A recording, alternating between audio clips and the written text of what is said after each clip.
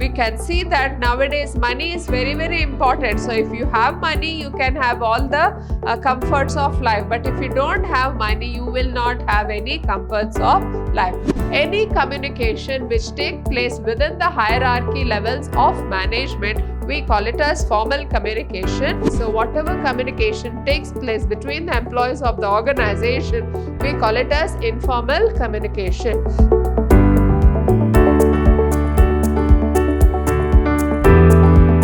Hello everyone, I am Purnima, faculty in the Department of Commerce and Management, Vidhyaashram Pre-University College, Temple of Excellence, Mysuru.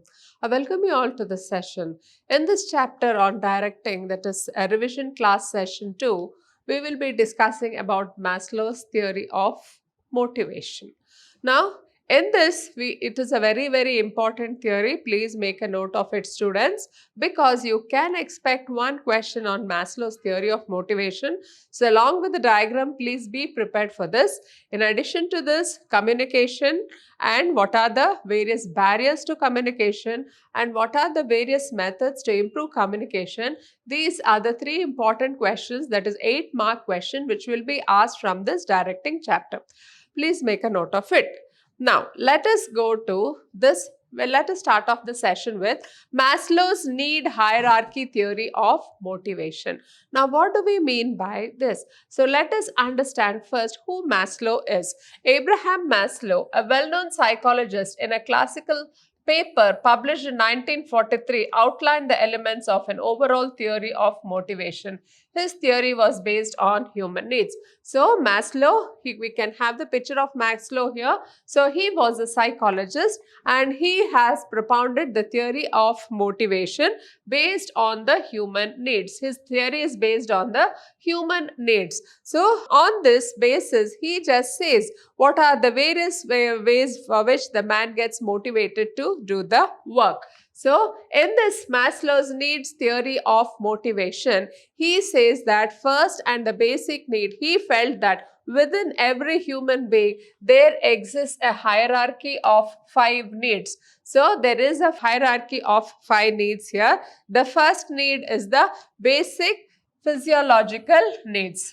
This physiological needs, what do we mean by that? So, in this, hunger, thirst, shelter, sleep are some of the examples of these needs. So, these are the physiological needs, or you call them as the biological needs of the body. So, whatever, whether it is hunger, thirst or sleep, etc. So, they are the biological needs of the body for which the man gets motivated to do the work. So, in the organizational context, basic salary helps to satisfy these needs. So, how can the organization satisfy these biological needs? By providing him with the basic salary. So, the basic salary will take care of his biological needs. Then, the second in the hierarchy of needs is the safety or the security needs. These needs provide security and protection from physical and emotional harm. So, they provide security from physical or emotional harm. Examples: job security, stability of income, pension plans, etc. So, after fulfilling the basic biological needs, man wants to just have a safety and security need. Now, what do we mean by safety and security need? So, safety and security need means he wants protection from physical and emotional harm. So, what is this physical and emotional harm? He needs a shelter. He needs for his old age. He wants to think about when he is old, when he cannot work. Then at that time, he has to just think of that, what is that he will be surviving on. So when he does not get a salary, he has to set aside some part of his salary for his old age, that is the pension plans. So in this, the company can provide him the job security, he will get stability of income and the pension plans. So in this way, the company can meet the safety and security needs of the man.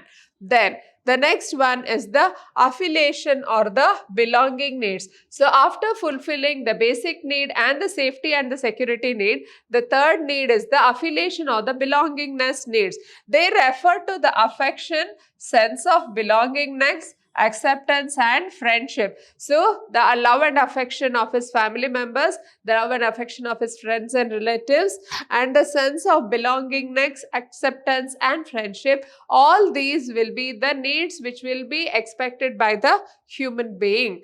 Then the fourth one is the esteem needs. These include factors such as self-respect, autonomy, status, recognition and attention. So after fulfilling his basic needs, then his safety and security and the affiliation needs, the next need is the esteem needs. So he has it includes self-respect, autonomy, status, recognition and attention. He wants to be recognized among his peers. So the company can do this by giving him proper recognition whenever he has achieved something. Then fifth one is the self-actualization needs. It is the highest level of need in the hierarchy. It refers to the drive to become what one is capable of becoming. These needs include growth, self-fulfillment and achievement of goals. So after fulfilling all his needs, then the last need is the self-actualization need. So it refers to the drive to become what is one he has always been dreaming of, becoming a very good sportsman, becoming a big celebrity. So all these can be this he will experience only at the end. After fulfilling all other needs, the last one is the self-actualization needs. That is, he will be growing, self-fulfillment and achievement of goals. So these are the 5 needs which propel a man to and motivate him to earn. Then, so if we can see here in this chart, the first one is the basic or the physiological need, and here it is just fulfilled by the basic salary. Now this one is the individual example. So if you are hunger, so for the hunger need, he will be provided with basic salary by the organization. Next, safety and security need. So he needs the stability of income, and because of that, the company will provide him the pension plan. Then third one is the affiliation and the belongingness need. So he wants to be have friends among the colleagues and among the society. So this will be met by cordial relations with his colleagues. Then the esteem needs. So he thinks about his status. So how does that esteem needs get fulfilled? By giving him a job title. Suppose he is the deputy general manager, he will be just promoted as the general manager, and if he is the general manager, he will be promoted as the director. So the job title fulfill his esteem needs, and the last one is the self-actualization needs, that is self-fulfillment. So it can be achieved by the achievement of his goal. Suppose he has a goal to buy a BMW car, then it can be achieved when he achieves something for the company. The company may gift him whatever he needs. So this is the self-actualization needs, or this is Maslow's needs motivation theory. So let us understand what is the theory based on, what are the assumptions it is based on. So people's behavior is based on their needs. Satisfaction of such needs influences their behavior. So if you are hungry, your behavior will be very different. So you will be, that hunger will be showing it in his or her behavior. So the satisfaction of such need influences his behavior. Then people's needs are in a hierarchical order, starting from basic needs to higher level needs. So he says that the needs are in a hierarchical order, and once he fulfills his hunger needs, then he wants safety, then he wants affiliation, then he wants esteem, last he wants self-actualization. So that is, he assumes that people's needs are in a hierarchical basis. Then third one is, a satisfied need can no longer motivate a person. Only her next higher level need can motivate him. Suppose you have just satisfied his physiological needs, his security needs, the next need will be the affiliation needs. Only then he'll think about the love and affection of his family and friends. Now, once that is satisfied, then he will think about the status, that is the esteem needs. Now, once that is satisfied, then he goes for the self-actualization needs. A person moves to the next higher level of need only when the lower level need is satisfied. And he also assumes that a person will have a self-actualization need only when all other four needs are satisfied. Then let us see what is the next part of the topic here. It says about financial and non-financial incentives. So what do we mean by incentive? It means all measures which are used to motivate people to improve the performance. So incentive means all those measures or steps which we undertake to motivate people to improve their performance. Next, financial incentives. So in the context of existing economic system, money has become a means to satisfy the physical needs of daily life and also of obtaining social position and power. Now, because of these financial incentive, we can see that nowadays money is very, very important. So if you have money, you can have all the comforts of life. But if you don't have money, you will not have any comforts of life. So financial incentive refers to the incentives which are in direct monetary form or measurable in monetary term and serve to motivate people for better performance. Now, in this financial incentive, we should understand that they are in a direct monetary form or they are something which is measurable in terms of money, and this will motivate people to work for the organization. These incentives may be provided on individual or a group basis. Now, financial incentives can be provided for the individual as a whole or the group as a whole. Then the next one is the non-financial incentives. All the needs of individuals are not satisfied by money alone. Psychological, social and emotional factors also play an important role in providing motivation. Now, if you have to motivate people, not only the financial aspect, but also the psychological, social and emotional aspects also have to be fulfilled. Now, let us see what are the various non-financial incentives which can be provided to the people. So, the first one is the status. So, status means suppose he is the assistant general manager. If he is promoted to the post of the general manager, that status will provide him the needed motivation whatever he wants. Then, second one is the organizational climate. Third one is career advancement opportunity. So, what are the various avenues before him in order to advance his career? Then, job enrichment. So, the company will give him more responsibilities and more authorities so that he can be more responsible and more authoritative in his job. Employee recognition program. So, you give awards and rewards to the employees and see that their achievements are properly recognized. Then job security. So what kind of a job security you can have? So that is he should feel secure about his job, that and then because of which he will have this emotional security. Then employee participation in decision making. Whenever important decisions regarding employees are taken, see that the employees are involved so that they will cooperate with the management. And then employee empowerment. So in employee empowerment, it means you empower the employees to take part in the decision making sessions of the management. So these are the non-financial incentives. Now, the next and the most important chapter from the examination point of view is communication. Now, what do we mean by communication? Communication plays a key role in the success of a manager. Directing abilities of a manager mainly depend upon his communication skills. So, it is only through directing the management works. Now, how well you can communicate to your subordinates, so based on that, the work will be done. So, you should be able to communicate well about whatever the orders and instructions you are giving to your subordinates. So, it all depends on your communication skills. The word communication has been derived from the Latin word communis, which means common. So, which consequently implies common understanding. So, if you can see here, she is communicating with these two people and they are busy in their own world. So, this communication is not complete. So, communication is derived from the Latin word communis, which means common or common understanding. Now, let us understand what are the elements of the communication process.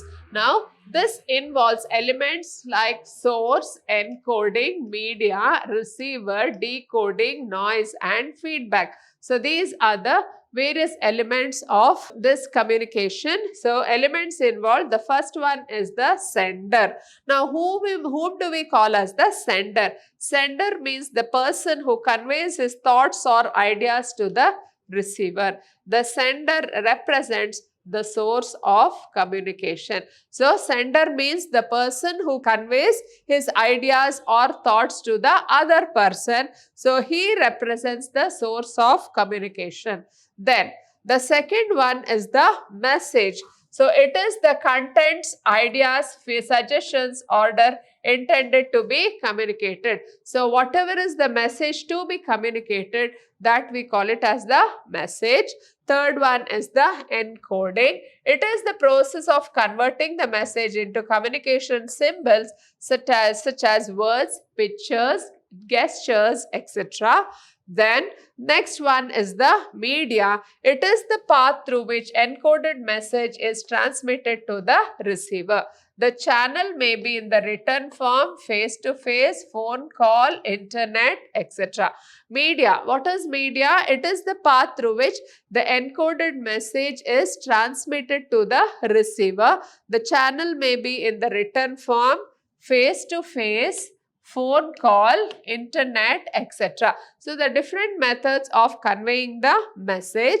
Then decoding. It is the process of converting the encoded symbols of the sender. Then we have the receiver, the person who receives communication of the sender. So, if you can here see, this is the sender and this is the receiver and this is the message sent, and whatever he understands, his reply will be the feedback. So, it includes all those actions of the receiver indicating that he has received and understood the message of the sender. Now, next one is noise. Noise means some obstruction or hindrance to communication. It may be caused to the sender, message or receiver. Some of the examples of noise. Noise means suppose there is any obstruction in the flow of the message. So, in the media, if there is a huge noise, then the message cannot be heard by the receiver. So, such we call it as the noise. Some of the examples of noise are ambiguous symbols that lead to faulty encoding. Suppose you are using some symbols which are ambiguous, which the receiver cannot understand. So, those are considered as noise. Then a poor telephone connection. So, if the telephone connection is not clear, that is also noise. Then an inattentive receiver. If the receiver is not attentive to you, then that is also noise. Then faulty decoding, attaching wrong meanings to the message. So, he has sent a message, but the receiver has understood it in a different way. That is faulty decoding. Prejudices obstructing the poor understanding of the message. Suppose the receiver has any grudge against the sender, then he may not take the message in the same manner. Then gestures and postures that may distort the message. So, some gestures and postures, so they may give a wrong meaning to the message. So, all these are examples of noise. Then the next important part of the chapter is formal communication. Please make a note of it. This is also important from the exam point of view. Formal communication flows through official channels designed in the organizational chart. So the communication which follows the chain of command in the organization, it is called as the formal communication. It may take place between a superior and a subordinate and a superior, or among the same cadres or the managers. So any communication which take place within the hierarchy levels of management, we call it as formal communication. It may be between the superior and the subordinate, or between the subordinate and the superior, or between the employees of the same cadre. Then in this formal communication, we have upward communication. It refers to the flow of communication from the subordinate to the superior. So from the subordinate to the superior, so whether it is the leave request, a loan request, or any other request, his grievances or anything, all these are upward communication. Then downward communication indicates communication from the superior to the subordinate. So when the superior conveys his orders, instructions, etc. to his subordinates, that is called as downward communication. Then let us understand the communication networks in formal communication. So if you can see here, this is the chain here. So this is the levels of hierarchy. So in this levels of hierarchy, we can see that the message flows in a straight line. That is, it follows the chain of command or the scalar chain. So this network exists between a superior and his supervisor and a subordinate. So this is the single chain. We call it as the single chain. Then next we have the wheel. So all subordinates under one superior communicate through him only, as he acts as the hub of the wheel. Now there is the superior here, and these are the subordinates. So they will be communicating through him, and he is the hub of the wheel. So with this, we can see that, so if he has to tell anything to this person, he cannot tell it directly. He has to just convey it to his boss, and through him only all the communication takes place. Then next we have the circular. In a circular network, the communication moves in a circle. So we have here A, B, C, D and E. So this kind of a circle network will be followed in case of a circular communication. Then free flow communication. Each person can communicate with others freely. Again, here we have A, B, C, D and E. So A can talk to E, he can talk to B, he can talk to C, he can talk to D. The same way E also can talk to anybody. So this is free flow communication. Then we have this inverted V. In this network, a subordinate is allowed to communicate with his immediate superior as well as his superiors. Now here we have A and B, and C is his immediate superior. So this immediate superior, so they can communicate to him, that is C, or they can communicate to D also. D is the superior, he is the manager of C. Now these A and B, they can either communicate to C, or they have the authority to communicate to D also. This we call it as the inverted V. Then the next part of the chapter is informal communication. It is the communication that takes place without following the formal lines of communication is said to be informal communication. So there is no line of authority, there is no prescribed chain of command, nothing is there. So whatever communication takes place between the employees of the organization, we call it as informal communication. So it is generally referred to as the grapevine because it spreads throughout the organization with its branches going out in all directions in utter disregard to the levels of authority. So there is absolutely no level of authority in informal communication, and the communication just spreads it's like a grapevine within the organization. A grapevine communication may follow different types of network. In a single strand network, each person communicates to the other in the sequence. So here also we have the various types of grapevine network, that is a single strand. So in this, one communicates to the other in a single strand. This is one type of a grapevine network. So in gossip network, each person communicates with all on a non-selective basis. In probability network, the individual communicates randomly with other individuals. So even in the grapevine network, we have the single strand, we have the gossip network, and we have the probability network. So they all communicate randomly with each other. Then this is the most important question which will be asked in the examination. What are the various barriers to communication and how do you improve the communication? Now let us understand what are the various barriers to communication. The first one is the semantic barriers. Semantics, what do we mean by semantics? It is the branch of linguistics dealing with the meaning of words and sentences. So semantics is related to the meaning of the words and sentences. So the semantic barriers, the first one, the example for semantic barrier is badly expressed message. A message which is badly expressed is a semantic barrier. Second one is symbol with different meanings, faulty translations, unclarified assumptions, technical jargons, body language and gesture decoding. So these are some of the examples for semantic barriers. Then psychological barriers. So what are psychological barriers? Emotional or psychological factors act as barriers to communication. Then the state of mind of both sender and receiver of communication reflects the effective communication. So what kind of a mind he is in. So all that will reflect on effective communication. Then psychological barriers. First one is premature evaluation. It may be due to preconceived notions or prejudices against the communication. So if the receiver has any prejudice against the sender of the message, then he may come into premature evaluation. So as a result of which he may not understand the message.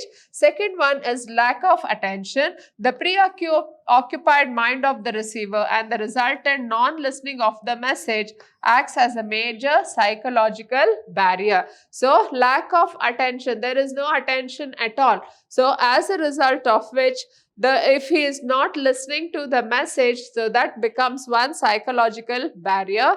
Then third one is loss by transmission and poor retention. People cannot retain the information for a very long time if they are inattentive or not interested. So some of the people, they are very inattentive, and if they are not interested in talking, then they may not recollect the message or they may not keep it in memory. So if the parties do not believe each other, they cannot understand each other's message in its original sense. So if people don't respect each other, or if they don't believe in each other, then they will not trust any message, even if it is a genuine message. Then these are the psychological barriers. The next, the organizational barriers. The factors related to organizational structure, authority relationships, rules and regulations may sometimes act as barriers to effective communication. So what are the organizational barriers to communication? The first one is the organizational policy. So if the organizational policy, explicit or implicit, is not supportive to the free flow of communication, it may hamper effectiveness of communication. So if the organization policy says that everybody cannot communicate with everybody in the organization, then it may hamper effective communication. Then second one is rules and regulations. Rigid rules and cumbersome procedures may be a hurdle to communication. So rigid rules, they may say that until and unless the circular reaches them, it should not be told to the subordinates. So if there is a strict rule, then these will hamper the communication. Then third one is the status. The status of the superior may create psychological distance between him and his subordinates. A status conscious manager also may not allow his subordinates to express their feelings freely. So, if the superior is very conscious about his status, then his subordinates may not be able to express their feelings freely. Then next, complexity in the organizational structure. In an organization where there are a number of managerial levels, communication gets delayed and distorted as the number of filtering points are more. Suppose the communication has to come from the top level to the middle level and then the lower level, and there are various managerial levels in between. So some of them may filter the communication as it comes down the hierarchy, and all these are the organizational barriers. Then next one is the organizational facilities. If facilities for smooth, clear and timely communication are not provided, communications may be hampered. Facilities like frequent meetings, suggestion box, complaint box, social cultural gathering, transparency in operations will encourage free flow of communication. So, there should be frequent meetings, suggestion box, complaint box, social and cultural gatherings, etc. So, when there is an interaction between the various levels of authority, it will encourage free flow of communication in the organization. Then, the next one is the personal barriers. So, what are the personal barriers? First one is fear of challenge to authority. So, the subordinate may feel that he is challenging the authority. So, that fear may cause a barrier.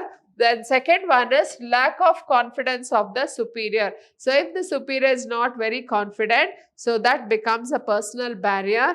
Then unwillingness to communicate. So, if he does not want to communicate with his subordinates, that is a personal barrier. Then lack of proper incentives. So, even though there are various ways in communication, if there is no incentive to communicate, then it becomes a personal barrier. Then the most important question which has been repeatedly asked, improving communication effectiveness. How do we improve the effectiveness of communication? So, the organizations have adopted suitable measures to overcome the barriers and improve the communication. So, what are the measures here? First one is clarify the ideas before communication. The problem to be communicated to the subordinate should be clear and all is perceptive to the executive himself. So, whatever has to be communicated, if any problem has to be communicated, the first thing is the sender should be clear about what the problem is,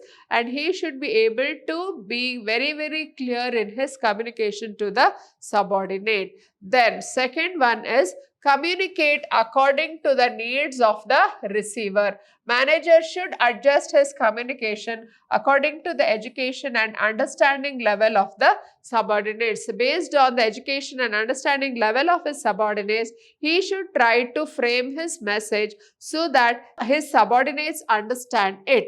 Then third one is consult others before communicating. Participation and involvement of subordinates may help to gain ready acceptance and willing cooperation of the subordinates. So, before communicating, they should consult others before communicating. Participation and involvement may help to gain ready acceptance and willing cooperation of the subordinates. Then, convey things of help and value to the listeners. While conveying the message, it is better to know the interest and needs of the people with whom you are communicating. You should know what interests these people. Then sixth one is ensure proper feedback. The communicator may ensure the success of communication by asking questions regarding the message conveyed. So, he should make sure that whatever message he has told his subordinate, he has understood in the proper way. So, he should ask questions in between to know whether the receiver has understood the message. The communication process may be improved by the feedback received to make it more responsible. So, in order to see that whatever the message he has conveyed, it has reached him, so he will be asking questions and collecting feedback, and based on the feedback we can understand whether the person has really taken the message or not. Then the next one is follow-up communication. They should be regular follow-up and review on the instructions given to the subordinates. So, regular follow-up and review of the instructions given to the subordinates. And last one is be a good listener. The manager should be a good listener. Patient and attentive listening solves half of the problems. So, the manager should be able to listen to the problems of his subordinates, and half the problem will be solved here.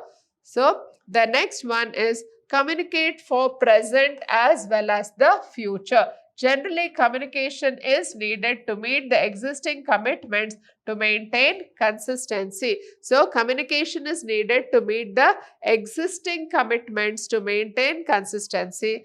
It should aim at future goals of the enterprise also. So, it should be there for present as well as the future needs of the organization. So, please make a note of it. Communication is important.